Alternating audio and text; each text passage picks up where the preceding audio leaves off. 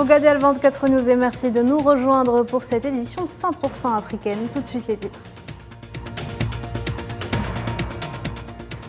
Coup d'envoi de la deuxième conférence africaine des startups à Alger sous le slogan « L'innovation pour le développement du continent africain ».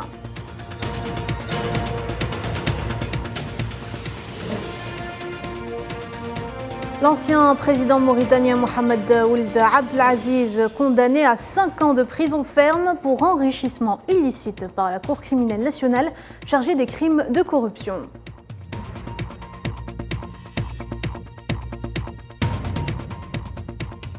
Le ministère des Affaires étrangères du Niger annonce mettre fin à 2 missions de sécurité et de défense de l'Union européenne sur son sol.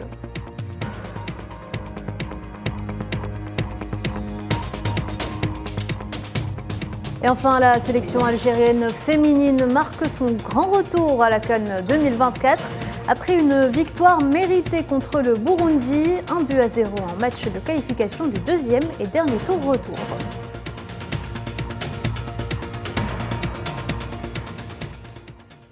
Bonsoir à toutes et à tous. Ouverture ce mardi de la deuxième conférence africaine des startups au Centre international des conférences d'Alger. Cette rencontre se tient avec la participation de près de 200 experts internationaux et environ 50 ministres et décideurs africains dans le domaine des startups et de l'innovation sous le slogan « L'innovation pour le développement du continent africain ». Et dans une allocution lue par le Premier ministre Nadir El-Arbaoui, le président algérien Abdelmajid Tebboune a affirmé sa forte volonté politique de développer les domaines de l'innovation et de relancer les startups qui représentent un enjeu majeur dans l'ordre des priorités nationales et continentales.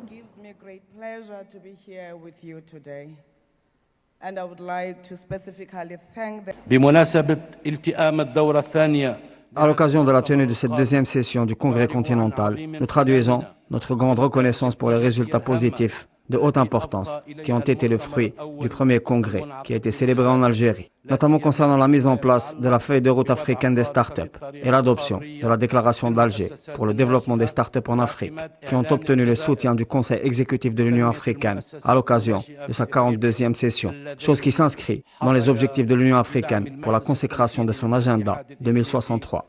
Afin de soutenir la construction d'une Afrique florissante et complémentaire, utilisant ses ressources propres, notamment sa jeunesse, pour la mise sur rail d'une dynamique globale bâtie sur une économie développée, œuvrant à changer la vision des partenaires sur l'Afrique, basée sur le fait qu'elle constitue une source ouverte de ressources naturelles destinées au pillage, la transformant en un partenaire scrupuleux et veillant à ses intérêts en fonction du principe de l'équilibre des intérêts à l'ombre d'un système international plus juste. Le président Tebboune a également rappelé l'immensité des défis à relever afin de dynamiser les économies par la création de l'emploi, soulignant la nécessité de renforcer l'indépendance de la décision politique et économique via le soutien au développement de l'innovation sur le continent africain.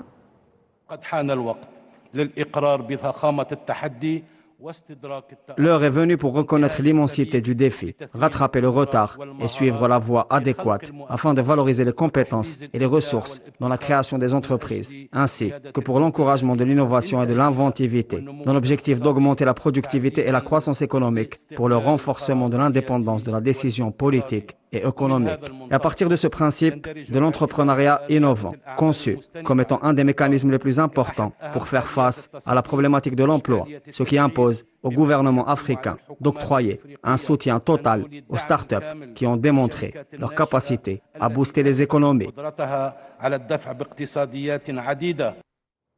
Justement, notre envoyé spécial au Centre international des conférences d'Alger, Mohamed Wali Ben Chaban, a assisté à cette première journée des travaux de la conférence africaine des startups.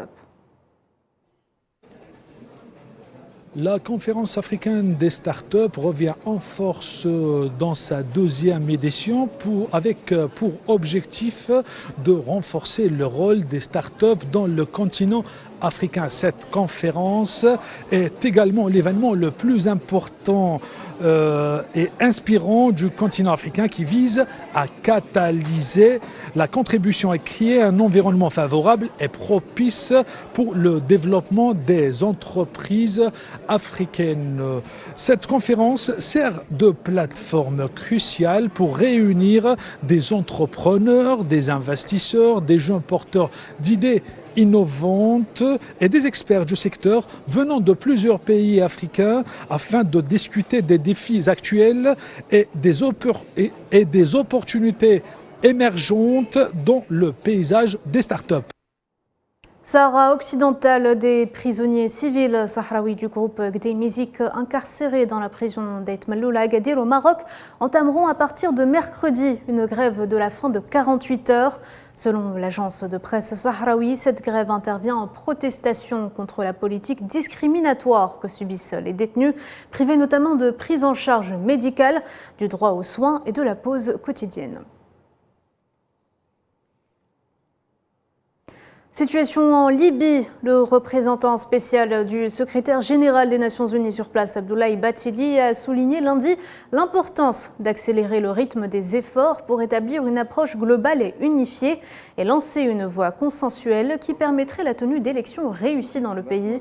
Abdoulaye Bathily s'était exprimé à l'occasion d'une rencontre avec une délégation des composantes politiques et sociales de la région de Fezzan au siège de la mission de l'ONU à Tripoli. Et on en parlait tout à l'heure en titre, la Cour criminelle chargée des crimes de corruption en Mauritanie a condamné lundi à 5 ans de prison ferme l'ancien président Mohamed Ould Abdelaziz, jugé depuis janvier 2023 pour plusieurs délits financiers. L'ancien chef d'État répondait avec 10 autres personnalités, dont 2 anciens premiers ministres, des chefs d'inculpation d'enrichissement illicite, d'abus de fonction, trafic d'influence ou blanchiment. Je vous propose d'écouter l'avocat de Mohamed Ould Abdelaziz.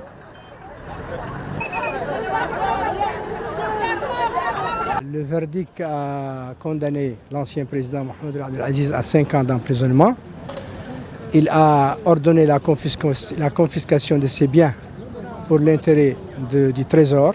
Nous avons toujours considéré qu'il s'agit d'un procès politique qui n'a rien de juridique. Nous entendons interjeter appel et nous espérons qu'en appel, notre voix sera enfin entendue. Un drone de l'armée nigériane a accidentellement tué au moins 85 civils dimanche dans un village de l'état de Kaduna, dans le nord-ouest du pays, selon des responsables des services d'urgence. Le président Bola Ahmed Tinubu a par ailleurs ordonné l'ouverture d'une enquête après que l'armée a reconnu qu'un de ces drones avait accidentellement frappé le village de Todunbiri pendant que les habitants célébraient une fête.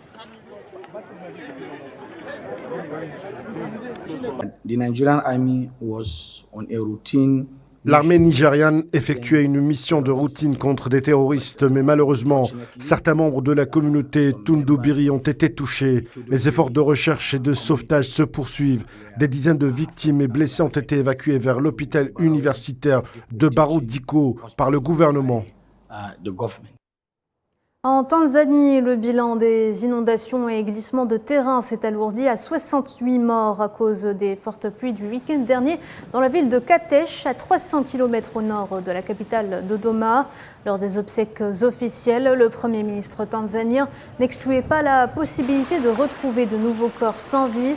Les opérations de secours se poursuivent toujours. Des personnes seraient sans nul doute ensevelies dans la boue.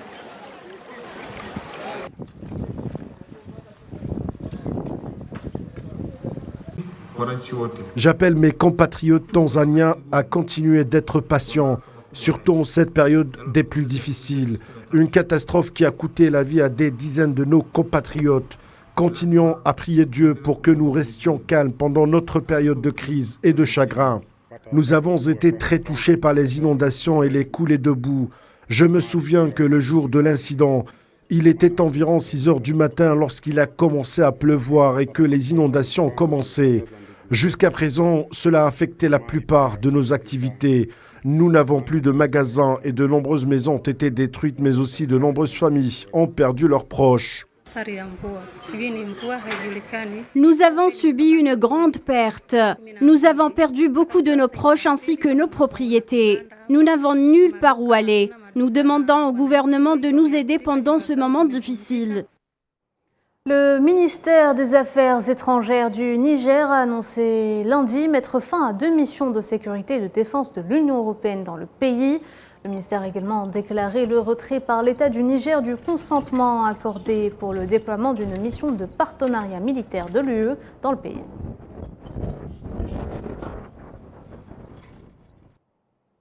Et troublant Sierra Leone, le gouvernement a annoncé 43 nouvelles arrestations en lien avec la tentative de coup d'État du 26 novembre dernier, après l'attaque d'une armurerie dans la capitale Freetown, portant à 57 le nombre de personnes arrêtées depuis, à savoir 37 militaires, 10 civils, 4 soldats congédiés de l'armée, 5 policiers en activité et 1 à la retraite.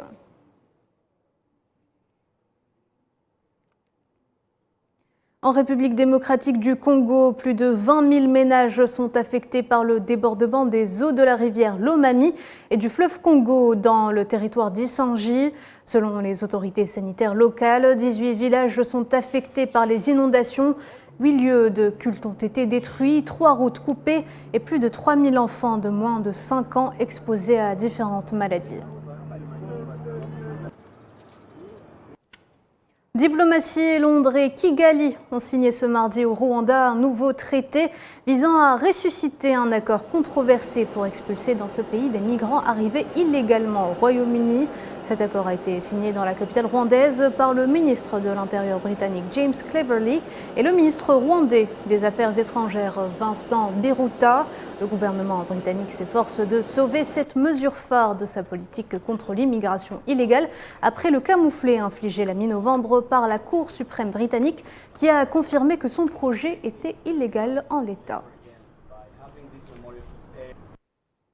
Sport football, la sélection algérienne féminine signe son grand retour à la Coupe d'Afrique des Nations Cannes 2024 pour la première fois depuis 2018 en infligeant au Burundi une seconde défaite 1-0 au stade olympique du 5 juillet pour le compte du deuxième et dernier tour. Faisal Salah.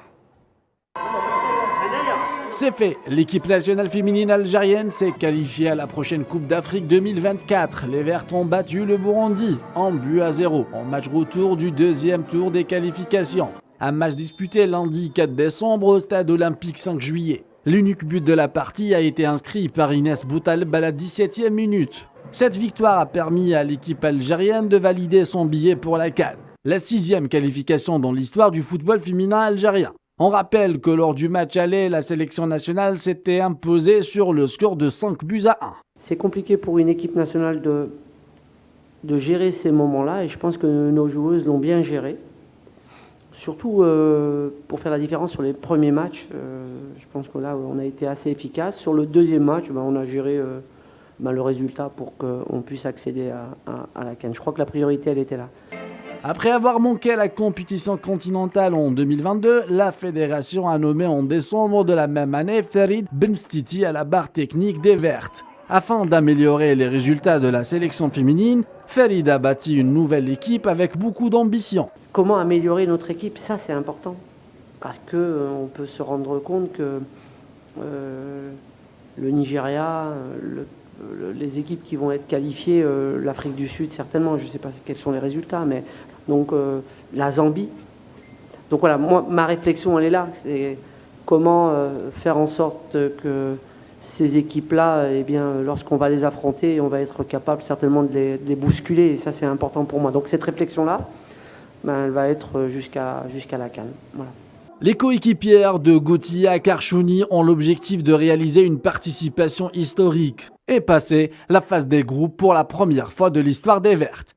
Je pense qu'il y a énormément de qualité technique et c'est un peu notre marque de fabrique. Alhamdoulilah, on a beaucoup de talent.